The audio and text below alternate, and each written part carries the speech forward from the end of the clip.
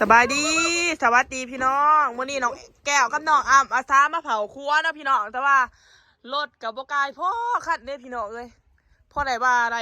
เปอร์เซ็นต์แน่เผาครัวกันได้น้องแก้วเนาะไปทงกักแล้วรายการน้องอ้ำถือกระตาดิมันสิเป็นงุ่มห้อยนะพี่น้องบอกว่าไม่เห็นบอกเอากระตาใส่เงี้ย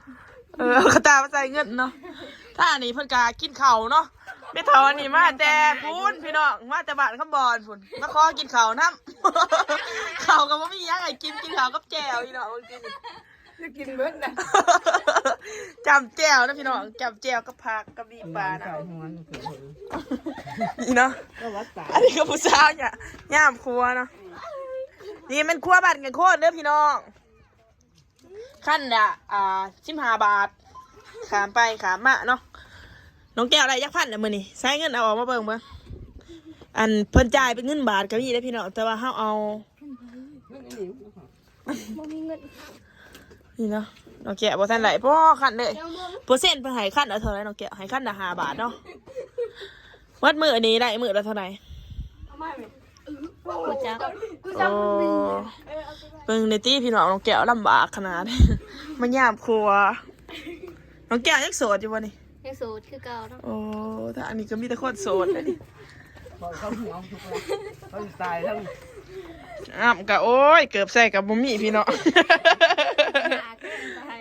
นี่เนาะครัวหมู่บ้านแก้งโคนนะจ๊ะ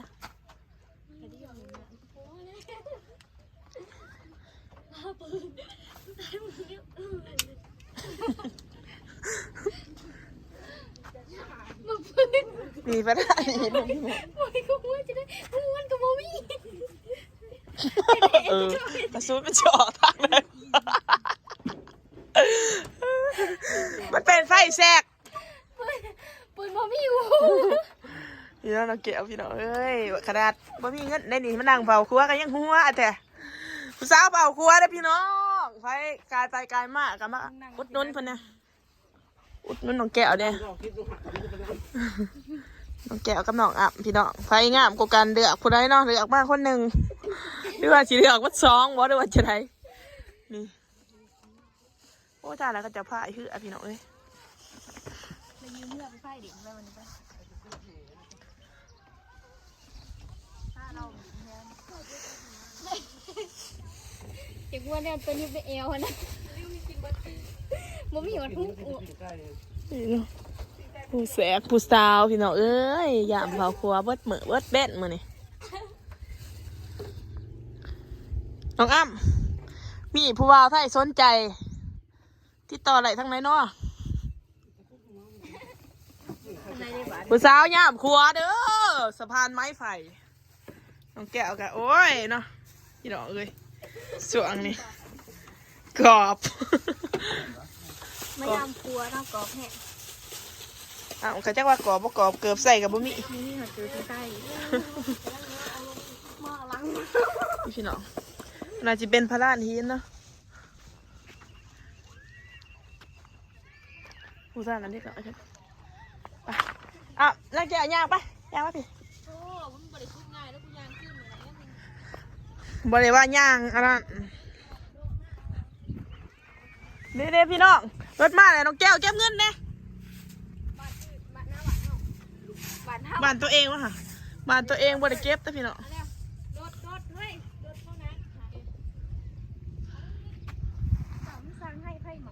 นี่นะอันนี้โมเมนต์สะพานไม้ไผ่เลยพี่น้องสะพานเบียดมันมาเห็ด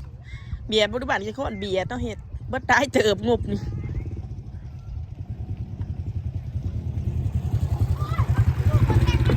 เมืองที่พี่น้องรุดปะเนี่ยว้าทุกน้องไว้ดุโอ้โหโอ้โหนี่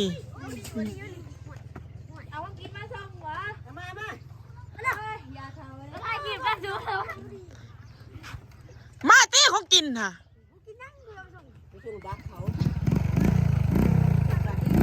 ว้าว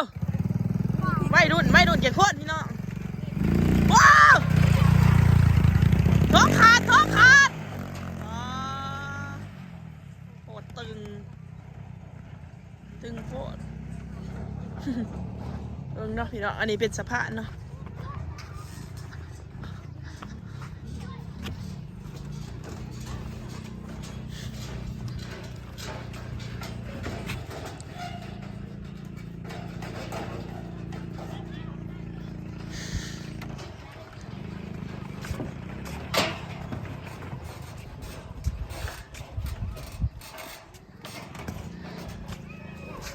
โอ้เรียกหน่อยเดินน้ำเสียถ่ายนะพี่น้อง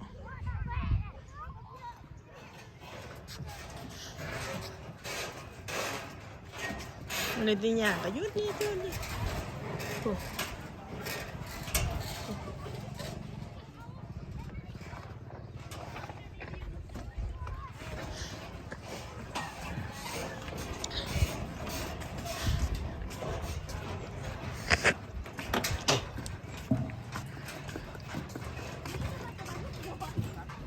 เราแก้วเขาใจจดใจจ่อนะพี่น้องถ้ารถขั้นไรมากกับมิตรบานตัวเองนั่งขาเก็บเงินกันได้โอ้ยไม่เท่าอันนี้มากินข้าวซื่อๆบ่พอได้มากินหนามพักผ่อนกินถอดหน้า ผู้โจกูหัวอีกเจ้าเลย นี่พี่น้องเอารถมาไปเก็บเงินหาน้องแก้วมาเลย แหลงว่าเขาสิเพ่โอ้หมอนี่ยกมือผ่าอะไรจริง มาจะใช้เรียกพี่น้องคาเรือชิปป่ะ โอ้ยโอ้ยโอ้ย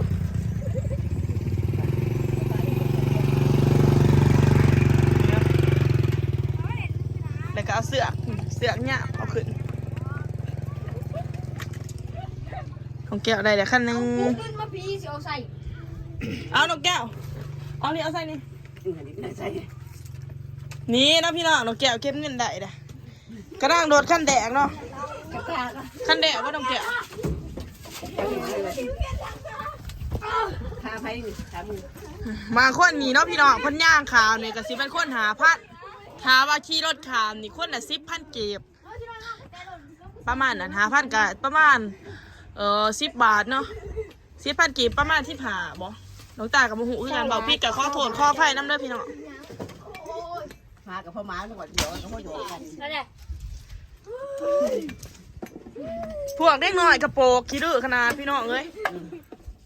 พูนเอาทะเลเองเห็ดเพิ่นกับว่าเพิ่นผู้หนึ่งเนาะ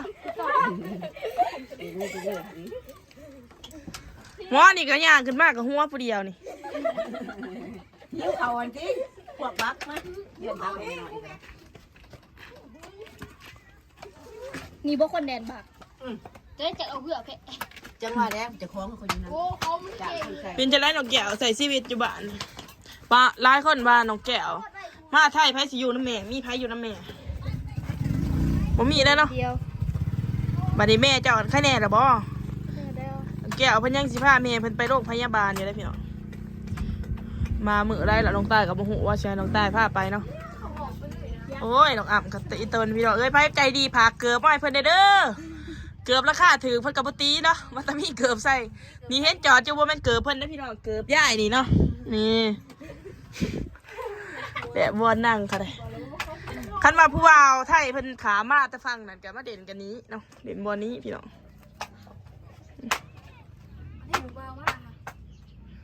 โอเคนะพี่น้องเดี๋ยวก็สิไปหางุ้มหัวก่อนบัดนี้สำหรับคลิปนี้ก็สิจบเพียงเท่านี้เด้อฝากกดไลค์กดแชร์กดติดตามเพื่อเป็นกำลังใจให้น้องตายเด้อพอกันใหม่คลิปหน้าบ๊ายบายแน่น้องแก้วบ๊ายบายแน่น้องอ้ำ